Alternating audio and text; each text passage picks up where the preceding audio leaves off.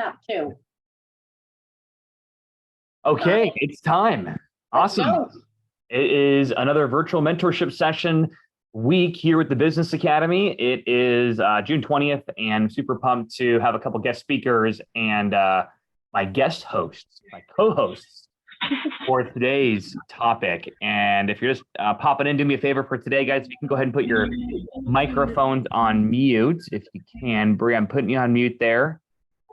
Well, Cindy, if you can go ahead and put Bree on mute. I don't have access there to do so. Thank you.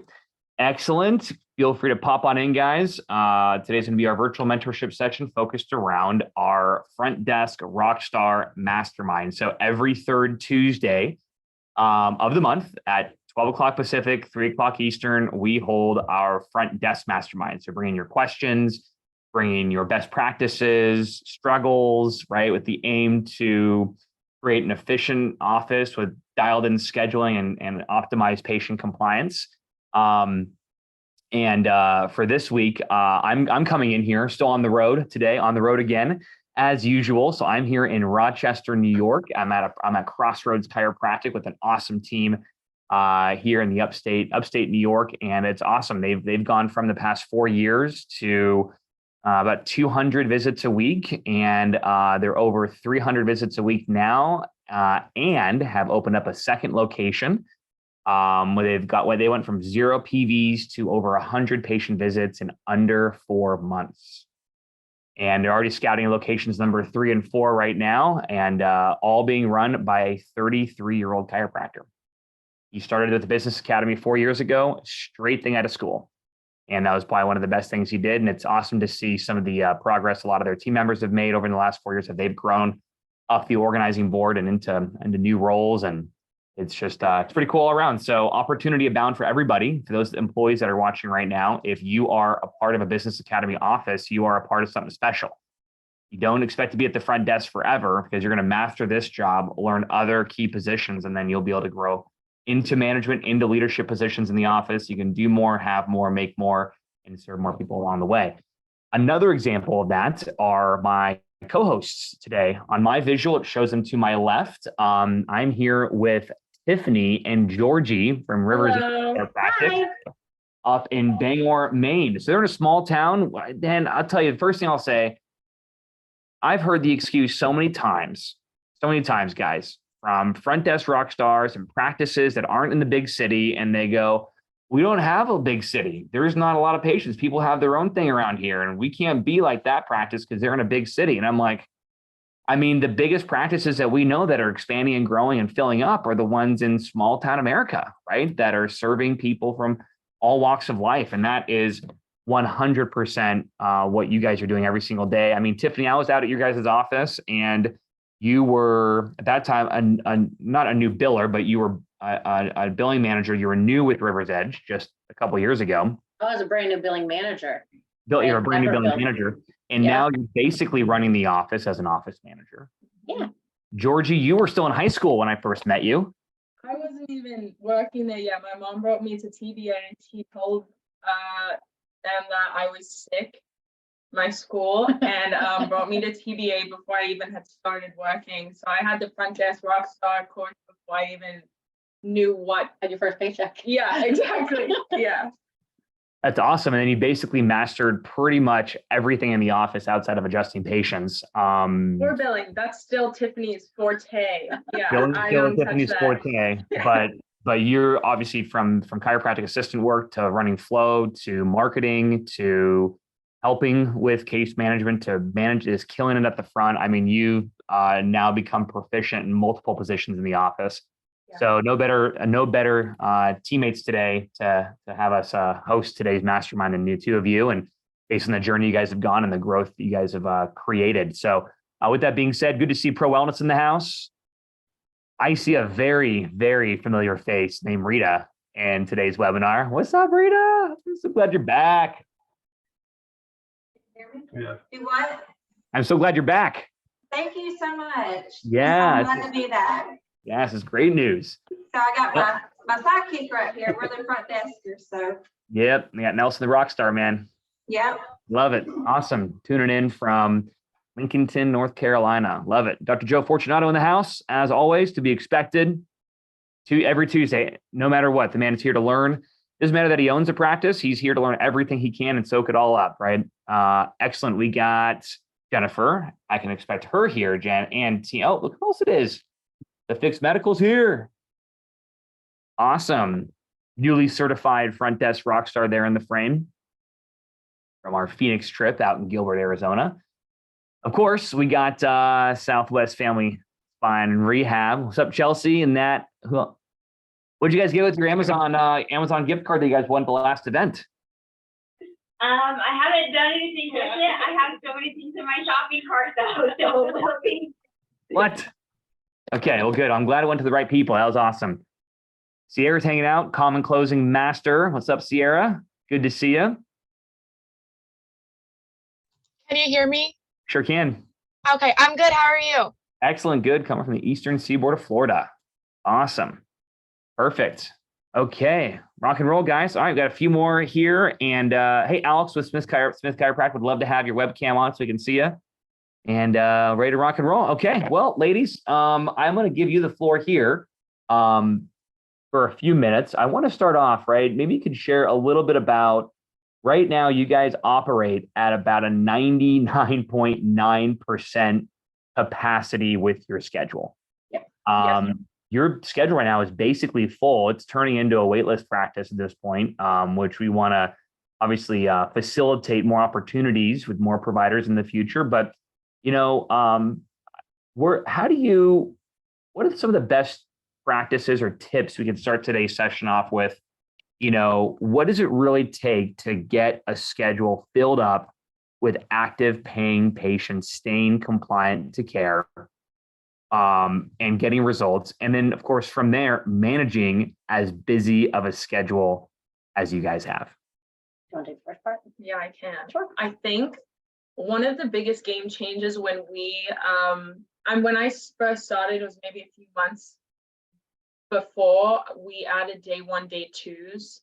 I think in order for patients to stick with the care plans, despite any of their other reservations, is just having the day 1, day 2 stretches really help them have a conviction for their own health and realize like, okay, wow, this is something I need, and I'm going to find a way in my schedule, in my life, in my finances to make this happen. And that, I think, has been a massive game changer. We also have started, along with that, very intentional, we make like for our day 2 process, we have them scan their feet. So we talk about orthotics. We have foot levelers in our office, and that's just one extra thing where we're like, okay, this is another thing we want to make sure you understand can add to the benefits. And also supplements. We make a little list of different, we use some standard process supplements to basically talk about bone ligament health and that type of stuff. Our doctor, you know, looks over their case and looks at what are good things she wants to suggest.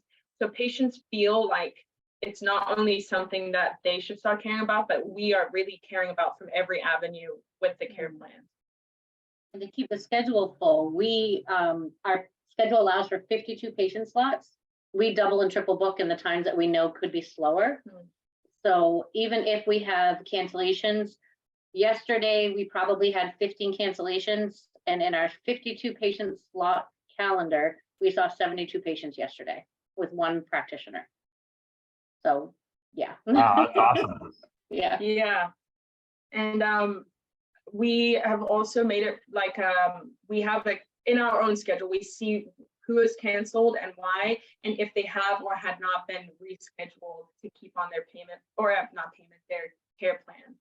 So that really helps also ensure that if they weren't in today, they were in tomorrow or the next day, or that our next week is booked up. But yeah, that's really important to us, is to make sure if they cannot come in, we reschedule them. And even if they're like, I'll call back, and we've kind of used our scripting and dialogue from TVA to kind of work around their reservations of booking now. Right. We again follow up because we want to make sure that they stay on the care plan ultimately, and that helps us, you know, avoid when cancellations happen, we don't miss our daily target of patient visits. I love it. It's awesome. And then talk a bit about, again, I'm going to take some questions here in a few minutes. Talk a bit about your guys' flow and time blocks. And again, when you double, triple book, and give us a visual without giving us a visual, I guess, and you can verbalize a visual for us as to how you're stacking patients. Obviously, you're not a medically integrated practice. You guys do chiropractic. But maybe give us an idea of what therapies are you offering? How are the services stacked up for most patients? What do the blocks look like? Maybe take a few minutes right now and give us verbalize some visual for us. And when it gets super crazy, how you're managing and staggering that schedule in a way that's as maximally efficient as possible to maximize patient volume there. So our schedule, we have the doctor the doctor column. We have our therapy column. Then we have our day 1, day 2 column, and then a 4th column of cancel, delete. So if a patient is canceled or rescheduled, they move over to that column. Within our doctor column, we tend to double book not first thing in the morning, from 7 to 8:30, and then from about 4 to about 5:20 is our big patient slots. We don't typically double book during that time because we know patients want to get in and out because they have to get to work. But on the therapy side of it, if it's an e-stim, we know that we can double book that with another e-stim because we have 2 separate tables and we have 2 machines. So we double book our therapies and then bring it over to the doctor's column. From 8:30 to 11, we tend to double book at least 3 slots per hour, and then sometimes triple book, avoiding our day 1, day 2 slot. If we have it at 8:30 for day 1, day 2, we don't double book before or after. That way that patient gets the time that they need with the doctor for any questions that they may have. And then the therapy side of it, I'm going to throw over to Georgie because she's the CA. Yes. So these are the things that we offer. We offer electric stim, and cervical traction. Those are 2 hands off. So those ones, they're both 10-minute increments of time. So we have 10-minute in the therapy room, a minute in chiropractic. So we, everybody knows who has therapies, like Front Desk knows, okay, I need to book their therapy and not, because if a patient has therapy and don't book it, it usually always kind of is a little catastrophic because we're up to the brim with our booking schedule. So it's important that everyone's up to date on, they know where to look to see who has what, that type of stuff. But we have those 2 hands off. So while they're on their 10-minute, we can be out handling the flow rooming patients, all that type of stuff. But we have ultrasound, we offer laser. We also do something MET, that type of stuff. We have just recently brought on soft wave or shock wave. And we basically, those are all hands-on. So people out, we have 3 total CAs. So if I'm like, hey, I'm on a hands-on, we have either it's myself or Hannah on the day-to-day, and Whitney's usually running case managing. I'm like, hey, I have 10 minutes. I'm going to be unavailable with this patient. She knows to be aware that she has to now room people and that type of stuff. But we have also, while therapy is running, all that type of stuff, we have a scribe in the room. So she's documenting everything doctor's doing. So the doctor literally just adjusts. And so we also kind of have a way of like, when we're scribing, the scribe then cleans the table. So I'm just doing my schedule, therapy room, and then boom, I know a room's going to be ready. Everybody kind of keeps the schedule, like it's very sacred to us to keep it on time. So it's just communication. Those are kind of how those things run. And yeah, we're understanding with each other, and we know what everyone's supposed to do. So even if I'm, stuck with somebody and like something happens, not everything is crisp going to work out in the 10 minutes. But let's say I take extra time than my allotted 10-minute time with this patient. Then Hannah knows how to do chiropractic assistance. She also knows and understands our schedule needs to follow. And if this person doesn't go in because I don't get out to them, then everything else is going to knock on. She'll bring them back, start them on therapy, and return to her post. And then I can pick up, take that person off. So us working in conjunction is really what makes it run so smoothly. We've got an amazing team here. All of our people are all cross-trained, which I highly recommend. Yeah. I don't do CA, no thank you. But the rest of it, everybody can slip into that role, like Georgie was saying. And if one person happens to be out that day, we communicate with the other one that they're going to be out for an hour, they'll come back. But a good, strong team and communication are the top two things I cannot emphasize more. That's awesome. Couple quick questions. Chelsea asks, what EHR do you guys use? Eclipse. Eclipse. Got Love it. Cool. And then Dr. Schwartz, for the doctors using Shockwave, what are they prescribing it for? What conditions? We literally just started using it on Friday. Yeah. We had our training with the Shockwave gentleman came up from Pennsylvania for us. So we're using it for neuropathy. We have, and it's actually incredible. And I mean, on our social media, I've posted a few after of literally one session, and the improvement is absurd, but it's for arthritic degeneration, injury, shoulder, not just shoulder, but like, for example, shoulder replacement, knee replacement, hip replacements, anything like that, like post-surgery, muscle tears, just scar tissue. Scar tissue, it's incredible for scar tissue. We've noticed, like, I mean, it literally takes care of trigger points that can be chronic and last for ages in like an instant. It's quite phenomenal. I just had my very first treatment on it for a busted up knee, and my range of motion is, say it was here, it's now here. Like it, Yeah, one session only. It's fantastic. it is. It's quite That's so cool. I know Shockwave is an incredible modality, all cash service too, so you don't have to worry about cash. Oh yeah. service. And Yeah. like, we were worried, like Ethan said, was small town. I mean, and also our population is mostly old. So when you think Older. of older, but if you think about kind of some of the restrictions it would have is money. And so one thing we have started was care Care credit. credit.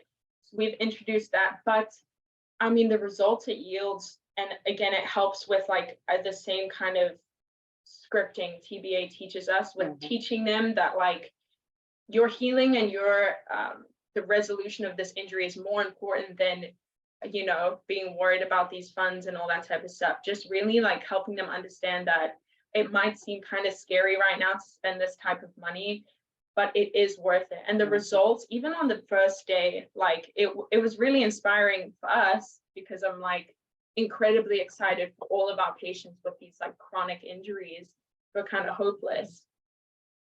That's awesome. That's a great modality, and I highly encourage those that want to work with those conditions and certain people to bring that on as a cash service. We got the Pacific Northwest in the house. What's up, Hillary? What's up, Kelly from Symetra hanging out with us too? I love it. We're going to keep the conversation going. So before I move on to a different topic, guys, I'd love to take 5 minutes and open up the floor. If you got any questions on scheduling, how to stack patients, how to run flow, best practices that they're using, maybe where you're struggling, I'll let you go ahead and unmute your mic, and you can ask away to Georgie and Tiffany. All right, good. Rita, you good? Nelson, you good? Solid. Sierra, any questions you want to run by? Chelsea? Good. All right. Jen, you guys good? Cool. Awesome. Okay, great. Excellent. Okay, let's jump on to the next topic. So I wanted you guys to prepare a few points, like some of your most common objections you get when it comes to reasons why patients can't make up visits or cancel appointments or want to drop out early. You know, what are some of the more common issues, things that you hear? And then what are some of your, Don't don't get them started. Okay, guys, hey, Chirping keep them over out of the there. room. Oh my God. And what are some of your guys' best handlings, either using what TBA uses or having utilized what TBA has taught you and then kind of made it your own and customized your own handles? What are some of the more common things you guys run into, and how have you been able to handle that with your patients with such a busy schedule where you can't afford to have a lot of cancellations? One major point that people tell us is, oh, my work schedule won't allow it. So instead of saying, oh, well, we're open from 7 to 5:20, Monday through Thursday, we say, well, what is your work schedule? What hours do you work? Oh, well, I work 8:30 to 6. Great, we're open at 7. Would you like to come in at 7, 7:10, or 7:30? Give them that option of specific times so that they can't say, oh, well, I know my schedule won't work. Well, you don't know that yet. And we're open past normal hours. Our last patient appointment is at 5:10. We're typically here till about 5:30. If a patient needs a later appointment, we can do it, not very often because they understand that this is a business, but the hours that we've extended, they're very grateful for. Another one is money. We explain exactly as close as I can how much they're going to pay per visit before deductible, after deductible, what their copay is, what their coinsurance is. That is if a patient absolutely cannot say their deductible is very high. We don't typically offer Chiro Health anymore, even if it is a higher deductible, but we can offer that. And on a rare occasion, we can do a payment plan if we need to. We typically don't do that because we don't want the patient to owe us and we don't want them to have that burden. So once they understand, that comes within the day 1, day 2 scripting from TBA. If they understand the fundamental issue that they have and what chiropractic can bring to them, the money is kind of secondary. They will make it work if they understand the benefits that's going to help for them. And the third one is, oh, well, I have a lot of kids. Well, so do I. I have 4. Bring them in. We have a basketball hoop. We've got coloring things. We have a mirror set up and they just play. And if a baby is fussy in an adjustment, I will gladly take that baby for 10 minutes. I feel those are our top 3. Do you have any others? Just a comment on the money. We were running it. Hey, Georgie, come a little closer to the microphone if you can. Okay, yeah, sure. With the money, I think, let's say somebody's on either a 2 to 4 month program and their frequency is like twice a week for 8 weeks. Kind of nearing that full week after they've had 8 visits, they start to get a little bit kind of like, okay, and that's often when you feel like they start to feel a little better. So they're like, I think I need to decrease my frequency because of money, because like I don't need it. So we first, they often will say that at the front desk, or like with myself or Hannah in the therapy room, just kind of like nonchalantly, like, oh, by the way, I'm going to change my care plan. And we all have the same kind of verbiage of being like, okay, well, we don't have the authority to change your medically prescribed care plan. So we'll chat with Dr. LaGrange in the room at your appointment, see if but we also started implementing in our whole scheduling, because we schedule out all of their appointments on the day 2 for them. We started implementing a full week check-in at every 4 weeks, just kind of reassessing, not a full re-examination, but just being a little more specific than okay, what's hurting today, but comparing how they are now to where they were. And because people kind of forget, they're like, I'm good now. And you're like, yeah, but you couldn't even walk in here. We had to carry you in here, 4 weeks ago. And they go, oh yeah, I guess this is worth staying. And since we've implemented that, I've seen a really a bigger cling. We don't have to fight with them as much, but they go, oh, okay. Also marketing side, we also, if they have a positive result, we say, that's amazing. Would you like to leave a Google review for us? And see if, other people out there relate to you and can maybe get the same help that you have. And after they've been like, wow, I really am improving. This is super positive. We remind them of all the stuff they learned in their day 1, day 2. They're like, cool, of course, I'd love to leave a review. Or they feel like, okay, this is worth it. I'll stay on my care plan. That's been very helpful, the check-ins, because I felt like people were just getting mundane and in the motion. But when we made active check-ins, it was really helpful. That's a great best practice. I love that. That's really good. Now, when you're talking about patients that are wanting to self-release from their plan early, maybe they got out of pain fast, like how important is it for them and for your office to really understand 3 categories of care, right? You got acute, right, and relief. You have functional and corrective and rehabilitative, and then moving on to wellness. You guys do a great job at day 1, day 2 now, really communicating and framing the program from that angle. But how important is it for you guys personally to be involved in taking good care of yourself, being a patient in your own office, going through the process yourself? How impactful is that when keeping patients on care that want to self-release early? The fact that you live the lifestyle too, and you guys are this is very much who you are. How much easier does that make it for you to share that? And then what would you say for any front desk rock stars here that are not on a care plan and do not services that they offer in their office. What are you doing? They're right there. Utilize your practitioners, utilize everything that your office can give you. And if you can speak from personal experience, I got 2 discs that slip consistently. Without my chiropractic care, I am laid up for 3 days. Yeah. Nobody wants their office manager or biller to not be at work. Money doesn't come in the bank, y'all might not get a paycheck. But if you are working in a chiropractic office, you need to have not just an idea of what you need, you have to have set appointment times. You need to have therapies if you have them. We implement travel cards. We've written down our diagnoses, what our trouble spots are, and every appointment that we, even as workers in the practice, whatever date we have an appointment, we write it down so that the doctor sees it, has it, and says, oh, okay, so how is your elbow today, Tiffany? It's a little sore today, Dr. LaGrange, but it's my wrist more. And she'll go down through my entire list of issues and she will treat whatever I need to have treated. So if a patient comes in and say, oh, I've had this shoulder ache for so long and I don't know what to do. You know, I had the similar experience, and about 6 months ago, I came in and I specifically asked for treatment on my shoulder.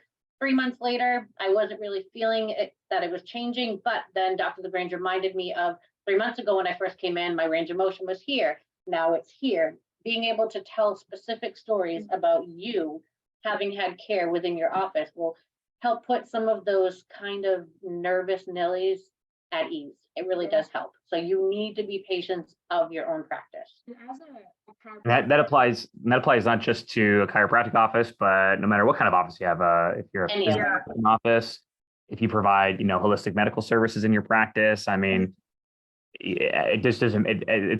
I can't tell you how many times I've seen front desk team members change their performance just by getting treated themselves as patients. Yeah. And it impacts the ability to keep patients on care so much better.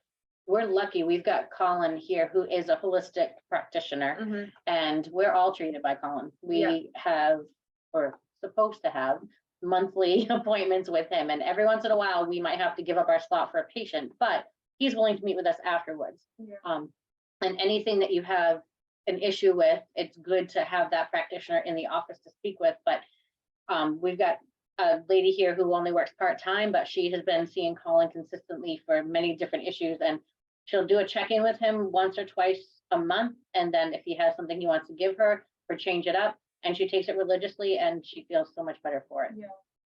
Awesome. I love that. That's great. Hope we're all taking notes today, guys. These are gold nuggets for every single one of you. So those pens should be moving and moving quickly here. If you have any questions, guys, feel free to jump in and just interrupt me and jump into the live stream cast here. I'm going to keep going with more questions until I hear any more. One more. Oh, Georgie, go ahead. I don't know if you can hear me, but I'm going to speak closer. A really big thing that's like Tiffany said is like selling the product with your own experience, because you can't really have that conviction for what you're selling if you haven't even had any of the benefits. You're just kind of regurgitating like facts that have been fed to you. But especially like personally as a chiropractic assistant, I've had every therapy that I give to people. So that gives me a much better understanding of like, okay, I know that this can go wrong and this can maybe feel this way, and I've experienced this, so let me pre-warn them about, I don't know, X, Y, and Z. It's really important, but also like for your own health, you can't sell chiropractic care if you're hobbling around your office and whatnot. I mean, we didn't have it perfect. So oftentimes before the travel cards, we would kind of just jump on a table when we had 3 minutes in between patients or a cancellation. It's like, I literally have the biggest migraine right now, or I can't even walk properly, please help. And that was the extent. But we got on, actually the beginning of this year, we kind of had a meeting and we're like, okay, we don't want to give up patient slots, but let's find a time to make sure that we are also patients. And recently we integrated a training hour every Tuesday and Thursday. It took a while for us to get there, but we've managed to keep the same patient visits as well as block a whole extra 2 hours each week with no patients in the building. And that's when we get our treatments. We can help each other out with the therapy. The doctor doesn't have to, but we also get our training in, and just making that a priority has, made all of us better reps for chiropractic in our own office. That's great. So also prioritizing training time. So you guys, despite how busy you are, you fit in 2 hours of training a week in cemented slots. So you guys are masterminding, learning new services you're offering. You are going through scripting. Maybe take us through a couple bullet points as to what a typical 1 hour slot agenda of training looks like, and what you might be covering and how efficient that training is with the team. Well, right now, Hannah and Whitney are my case managers. Hannah is kind of the part-time. Whitney is our main case manager for now, until we get more patients and more practitioners. She and Hannah watch videos every single week. Once they finish their video, they'll discuss it. They'll say, oh, I remember this, or I remember that from the TBA website. Georgie is taking it upon herself to take our Easton machine and go over it line by line by line by line, because it's such a great machine and there's so much more to it that we don't know, just because we didn't have the time in the past to go through it. And then we just hired a new front desk rockstar, April, and she and I script back and forth, back to basics. British chiropractic, this is Tiffany, I can help you. I'm going to miss my appointment. We talk through that almost every single session because April is newer. She does need to have that scripting down. And then this past today, we had a training session on the SoftWave machine, which was great. It took about 45 minutes of our training time. And then the rest of it, we just talked about what it was that we learned about, and we go over everything again. And we tend to, nobody leaves during our lunch hour. So inevitably our lunch hour typically goes towards talking about work or a patient, or, hey, during the meeting today, I found this out, or things like that. So yes, we have an hour set aside, but it sometimes bleeds into 2 hours, which nobody really is upset about. That's awesome. That's great. So just continuous training every week, dedicated block times. You guys are patients in your office. You have a very specific structure for stacking your schedule. And we lock the door. Yes, yep. And we have a sign up because patients like to come 30 minutes early, but when you have, 30 minutes left of your lunch break, locking the door is really, it's good for your sanity as well. You need a little mental break. We wrote on the bottom of it, we need to refuel so we can be best for you. You put it on the door. That's great. So that's a good point. I've brought that simple protocol to different offices over the years, and it's met with mixed reviews, right? You don't want to lock patients out, especially if the weather is bad, or you guys have great weather and terrible weather, all 4 seasons. They're always good. Being in Maine. Maybe you can if you just take just one more minute on that, you open the doors when the office hours start, right? Because if you try to have huddles and have trainings and take time to train and organize and dial everything in, coordinate, right? 1 minute in planning saves you up to 10 minutes in execution. That's the old phrase. Good bumper sticker for you guys, front desks. Did you guys hear that one? 1 minute in planning can save you 10 minutes in execution, wasted time. So a 5-minute huddle every shift or every day can save you up to an hour in wasted time and inefficiency and problems. An hour of training can save you 10 hours in the future of just wasted time and inefficiency, right? So you have to really value this for your practice and for your team. So maybe just, again, if you could share, Tiffany, like just what would you say to someone that feels a little bit like, I don't want to lock my patients out. Oh, it's going to seem so weird, right? To lock the door. What's the relationship you have with your patients that makes that comfortable for them and for everybody? Oh, all of our patients are very understanding. They know that for us to be here for 10+ hours a day, we're going to need to have that downtime. If a patient happens to come in, it's 2 minutes before we were going to unlock the door, we have a window right by the front door. So we'll jump up, we're like, oh, so sorry, come on in. We're just cleaning up our lunch. Don't mind the mess, or things like of that nature. And if a patient is upset by it, we'll just explain, we do have an hour of lunch. If you have to come in and use the restroom, please feel free. But for us to be our best for you, we do need to have that downtime so that we can regroup, recharge, and go forward with the afternoon. And I have not had a single patient that has just said, oh, that's absolutely awful. Every patient understands it. And having the sign there clearly in different colors, the hours that were available. And then for that 1 hour that we're shut down, we even have the phones set so that they do not ring between 12 p.m. and 1 p.m. We'll come back and we'll have 2 or 3 messages. We'll call them back within the first 5 minutes, and then we're good to go. We rock out till 5:30. I love it. It's great. Perfect. Okay, so based on the new tutorials on the TBA website, the new Front Desk Rockstar training that the Business Academy has released in 2023, this might be insightful for some people, but how important is it that every one of your new CA staff members or front desk staff members, how fast do they need to get through that Front Desk Rockstar certification with TBA if they're going to make it at River's Edge? They're going to make it as a long-term team member. How soon do they got to get through that Rockstar, that Front Desk Rockstar from TBA? I would love it if we had another front desk person come in before they even start answering the phone, greeting a patient. They need to have gone through those trainings. Just take the time, set it aside for them, and let them go through that. If they have to watch it 2 or 3 times, that's perfectly fine. You want to make sure that they have every tool and everything that they need so that they're confident going into their role as your new front desk rockstar. Without that confidence and without those trainings, they're going to flounder and they're going to get very flustered, because front desk, I give props to everybody who works front desk because it can be insane. You've got a phone ringing, you've got a patient checking out, you've got a patient checking in, and you've got a fax that you just got. Doctor needs that ASAP. You have to be able to juggle all of that at once. And if you don't have the solid foundation of your training, you're going to be lost. I'm not saying you can't do it, but it's going to make it more difficult for you. So take the time before your people even begin to answer a phone. Have them go through the training, answer any questions that they have, and drill every day.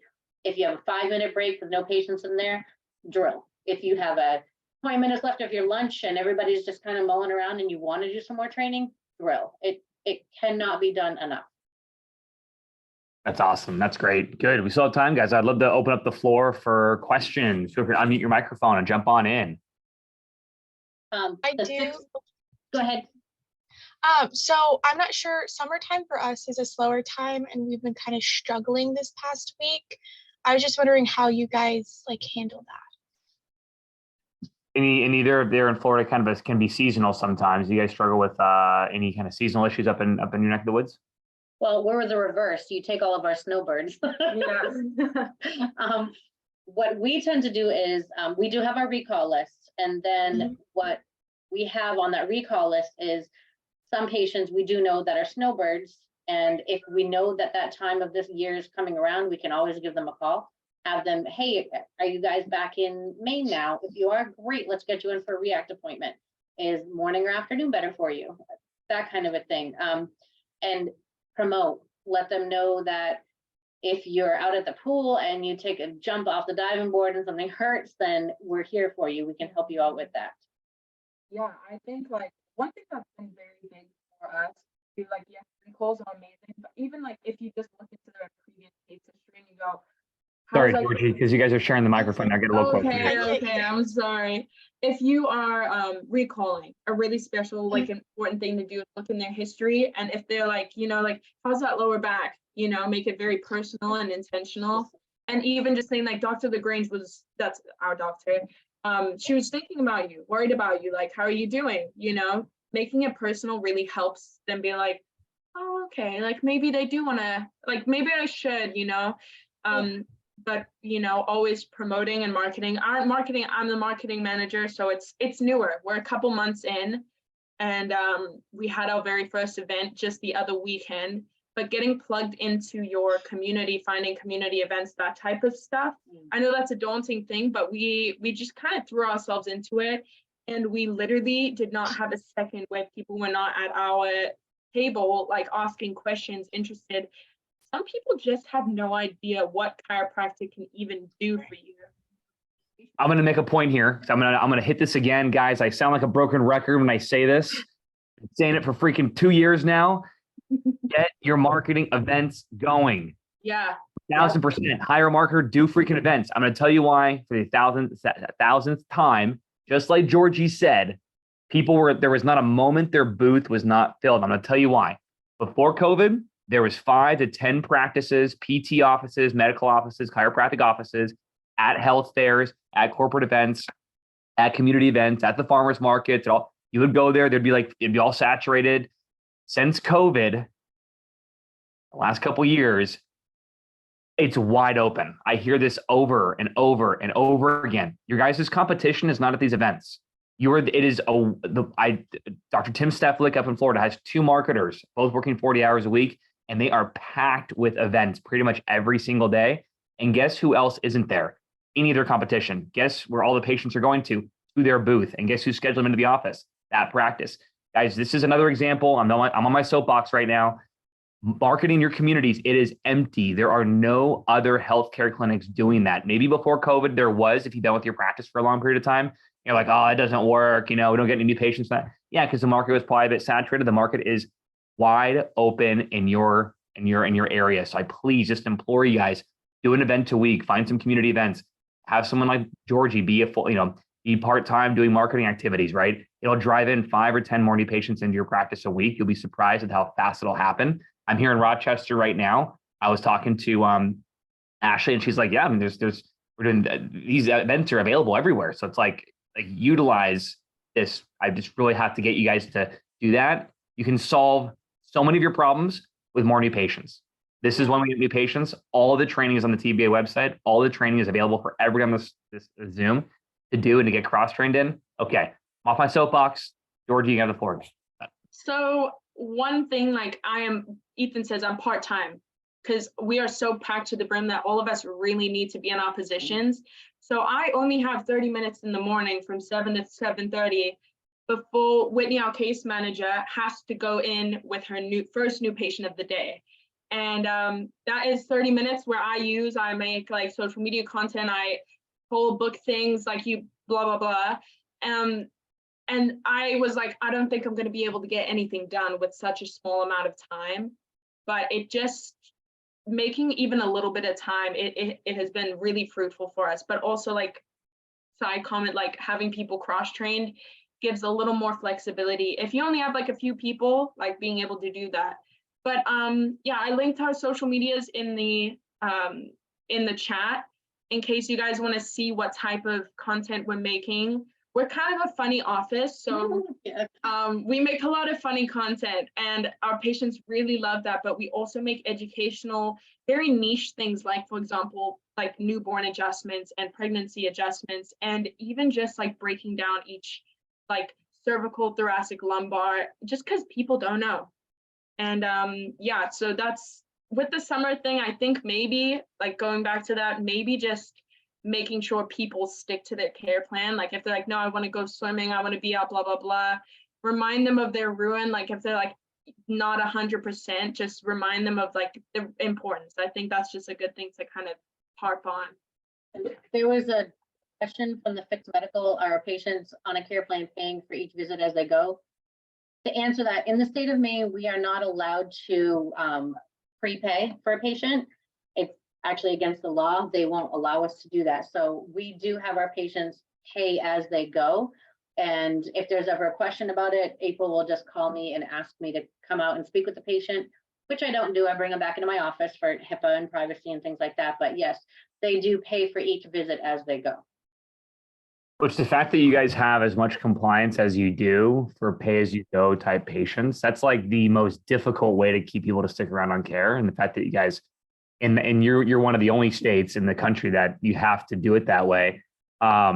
It's way easier to keep a patient compliant if they prepaid for services or they're on a monthly draft, right? But the fact that you guys compliantly do that and you still keep them on to care is through their whole program is admirable. So a follow-up question here, just take a couple minutes on this. The recall list, right? The recall list. This is key. This is so important that it's the one thing that most front desk rock stars don't want to do or don't have time for. They're so busy with the office and the phones ringing, the patients coming in and out and collecting payment and handling this and taking that fax. And, there's so much going on at the front that the recall list gets missed and patients start to fall off care. They start to fall behind. If there's anything in the front desk rockstar training, we emphasize that recall list is the most important thing. So of course, yes, you can have companies like Zing It or ReviewWave do automations for texting and things like that, but there's nothing that beats the front desk taking responsibility and managing that recall list every week or every day. Can you guys speak on, despite how busy you guys get, how important the priority of that recall list is for the front? Well, yes. One way to minimize your recall list is if a patient calls you and they need to reschedule their appointment, offer them something within that same day or within the same week. So even if they aren't able to make it on that day, they still come in that week. That for us is not a recall because they were already rescheduled. So that is not an issue. But if there is a patient that just cannot make it in and they need to reschedule and they don't know when they're going to do that, within our recall column, our cancel delete column is our recall column. And we have a color system within the schedule. White means they have not been rescheduled and they need a call back. Our greenish color, they've been rescheduled. We know that, okay, they missed their appointment today, but they don't need a call back. With that recall list, having that handy in the different colors, whomever is at the front desk, they can just go back to that previous day, look over the recall list and take care of that.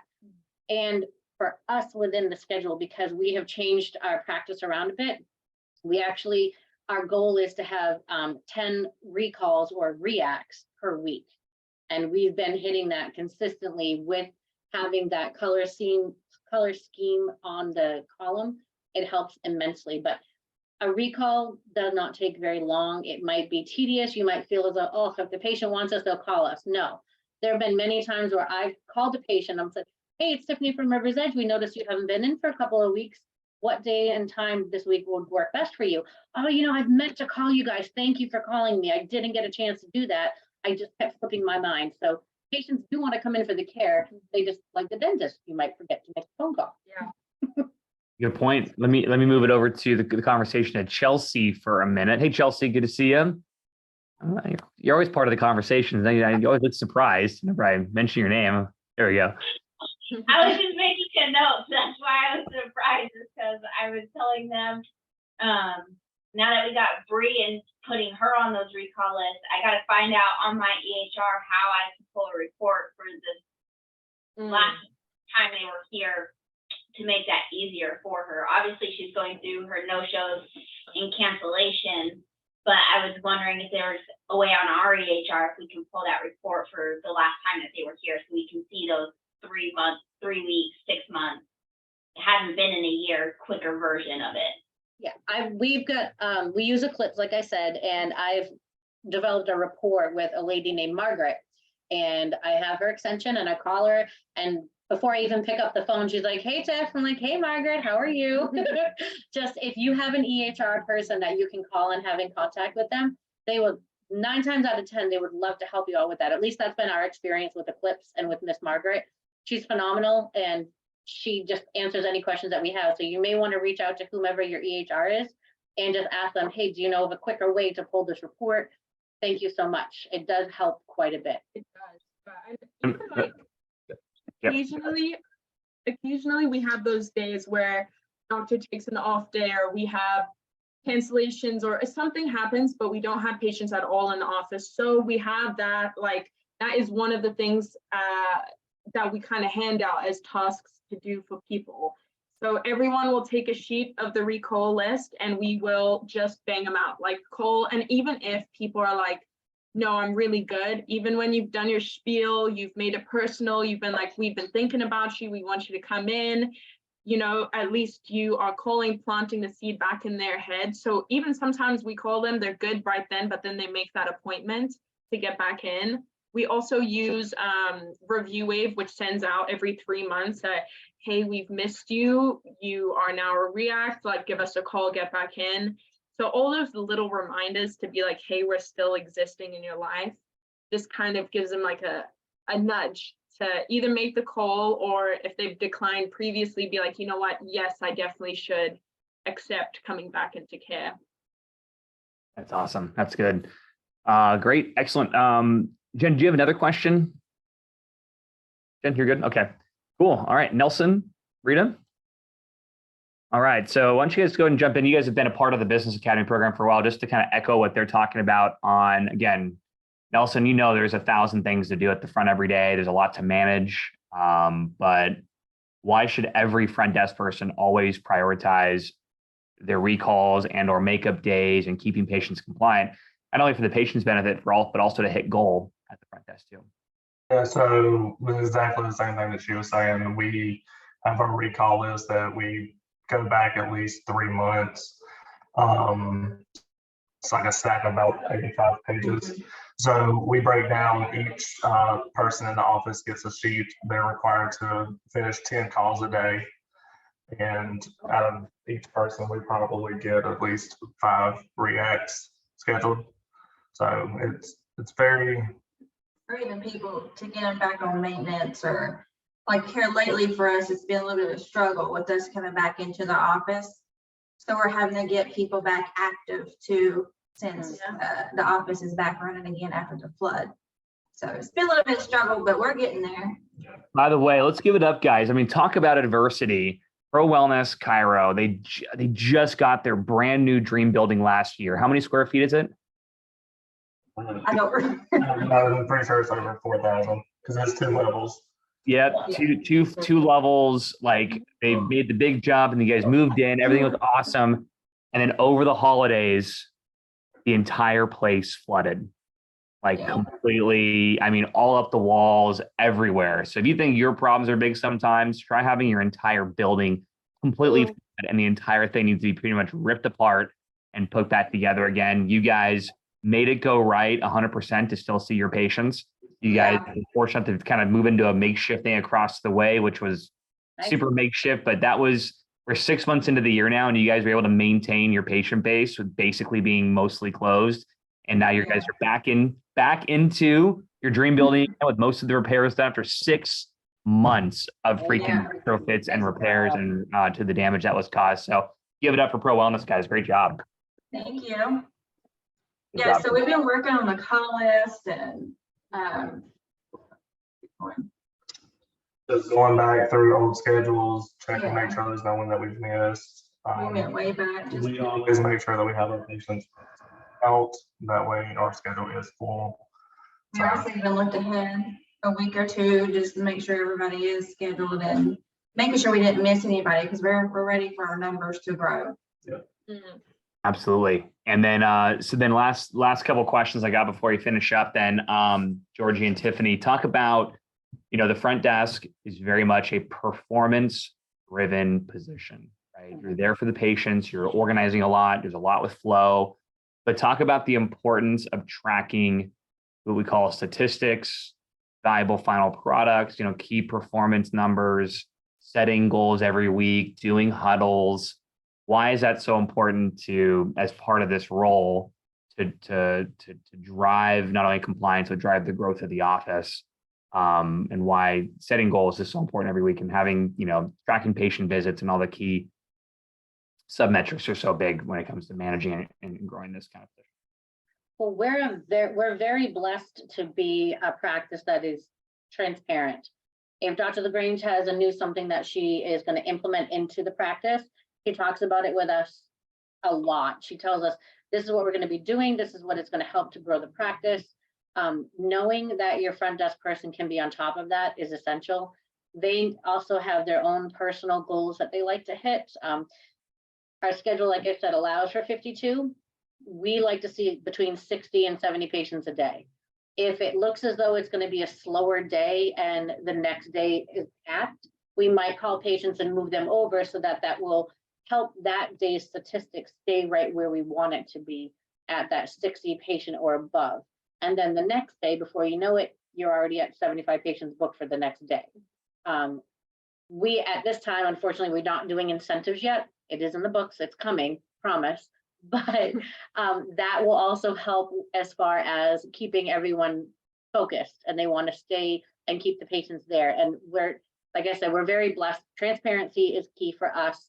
Everybody knows where they stand. If there's an issue, we talk to them about it. But as far as Dr. LaGrange and Colin go, when they have anything, they bring it right to our attention, and the front desk knows that, okay, I missed this, I'm going to fix it, but it's not a problem because everybody is in it together. We talk, we communicate during our huddles. We'll say, okay, at this time, Georgie's going to have 4 hands-ons. She's going to need another set of hands. So, okay, Whitney, she can step out because she was going to do her ordering at that time, but she can jump in and work on the CA. And that allows Georgie to do that ultrasound that she wasn't going to be able to do at the appointed time. And then the front desk will handle whatever phone calls that come in, or if there is something that the front desk knows this is going to bottleneck, we need to fix it. we talk about it, we resolve it, and it like 1 minute of planning saves you so much time in the end.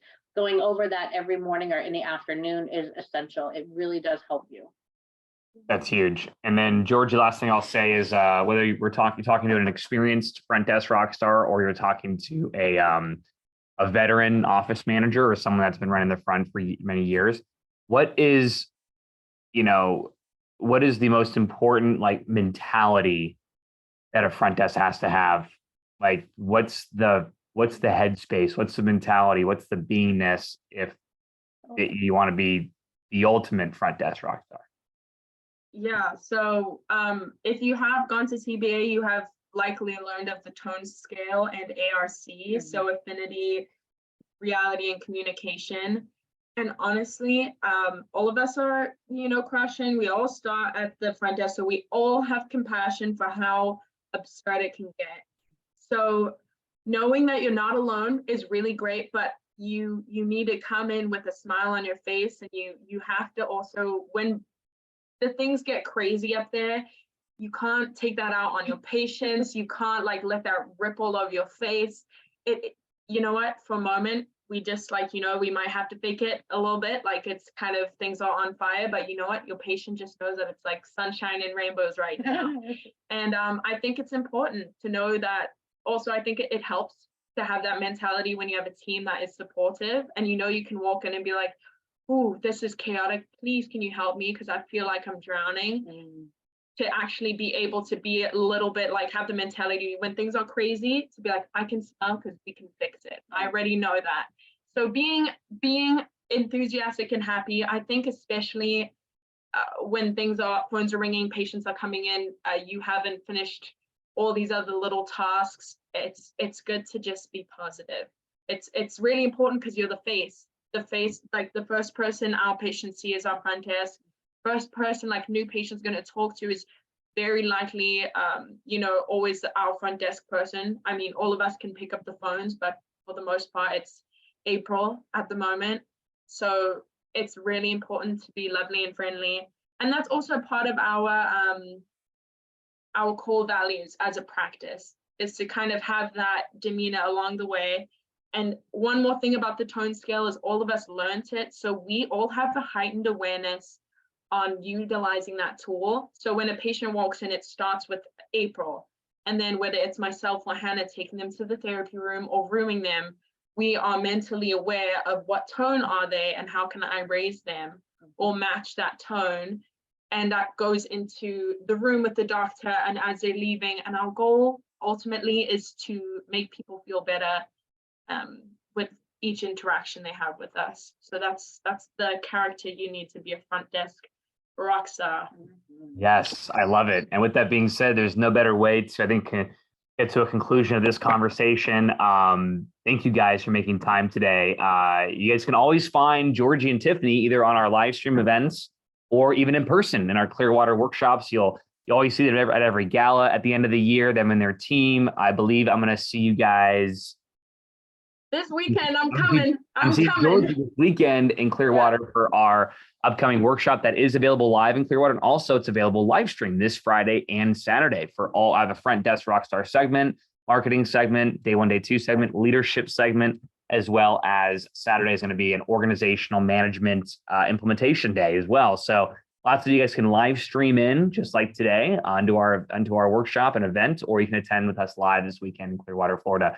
So that being said, I'm super pumped. Also, Dr. Matt Alexander's on the line here, I think, but we're going to be on the West Coast in California and just outside of San Francisco midway through July next week. So links are in the bio here for you guys from Cindy. We're looking forward to seeing every one of you guys there in our live streams moving forward. Remember, every third Tuesday is our virtual mentorship sessions focused around Front Desk Mastermind. So bring your questions, bring your best practices, and who knows, I might tap on your shoulder for a future Front Desk Rockstar co-host Mastermind. Maybe Nelson and Rita will be next.